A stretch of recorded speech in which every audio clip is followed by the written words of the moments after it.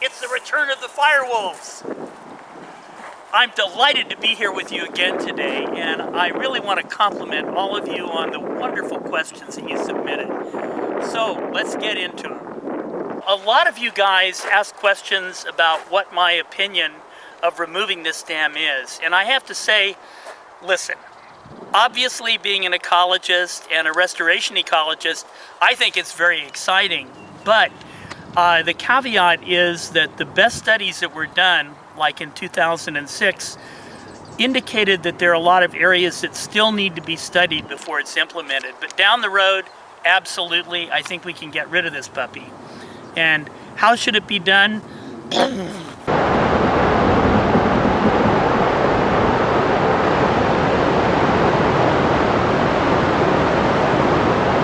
Well, that's being a little radical here, but basically when you remove a dam, particularly one that's 312 feet high, that's been there for 100 years, I'm not sure that's the best strategy to do it. And this would be studied and different approaches would be taken. But one approach for large settings like that is you sort of draw the water down quite low, and in the case of Hetch Hetchy, actually the sediment area is up at the head of the reservoir, up top, upstream, and so you could lower it, really lower it quite a lot before you actually did any demolition.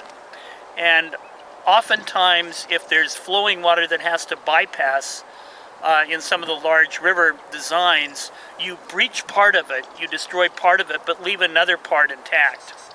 Now, an important thing to understand about Hetch Hetchy is it's very high in the watershed. And by that I mean it's near the headwaters.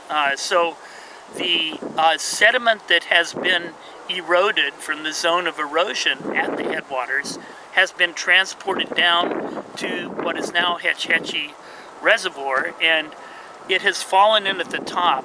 Because there isn't human habitation or agriculture nearby, the sediment is clean. So that aspect is good.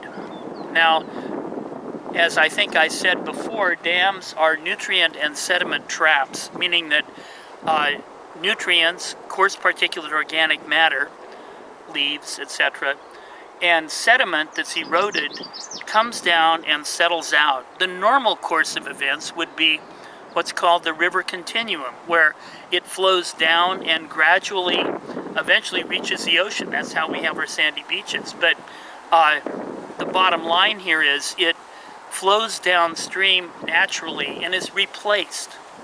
So when you put the dam in, it's pulling the stop on any more sediment and nutrient flow through the system. And so this is an oligotrophic system, meaning that it's nutrient poor, it's nutrient starved, if you want to put it that way. So it's pure water, which is why it's good drinking water. But this would be a big pulse of sediment, even though there's not a lot down at the dam itself. It would be a major pulse of sediment. Some of you asked, why is preservation better than restoration? Well, nature itself is the best, and so each site has a natural evolutionary context. We can't recreate that. All we can do in our restoration efforts is attempt to emulate it.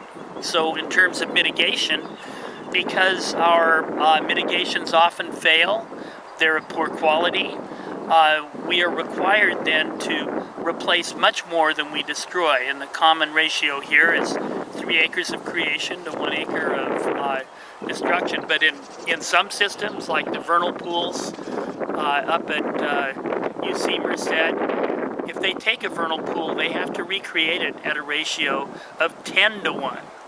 So that's pretty heavy, and the reason is 91% of our natural wetlands have been lost here in California, and so we have a lot of makeup to do. Had all those old decisions been attempted today, most of them wouldn't have flown. And I can guarantee you that Hetch Hetchy would not have either. in terms of replacing some of the anthropocentric benefits of Hetch Hetchy, drinking water, power. There are other ways we can get power. Conservation is always one of the strongest tools. And in terms of water, California has a lot of thinking to do in that area. But again, certainly water conservation and using our water availabilities more sustainably would be a good way to go. At any rate, were this to happen, a lot of coordination would have to occur throughout the whole water delivery system in California, and certainly in the Tuolumne River where there are other dams. So things would have to be very carefully timed and managed. One thing that is a semi-negative is very likely forever there would remain the high water line where the old water of the dam used to be, and this is because of chemical changes that are sort of inevitable on the granitic surface. Not as bad as Lake Mead, where you have the ring around the collar or ring around the bathtub, but you still probably would be able to forever see where it was. And in a sense, you could make a positive spin out of that. You could say, this was a 100-year mistake that culturally we decided as a nation after long debate, and now we have rescinded that decision. And look at all the beauty around us, and it's all in the shadow of the old memory of that mistake. I compliment you, Firewolves, on undertaking a discussion like this. It is really meaningful. You guys have had the opportunity to form original opinions based upon your sort of problem-based learning, and it's fantastic. I wish I'd had that in my high school back in the early Holocene.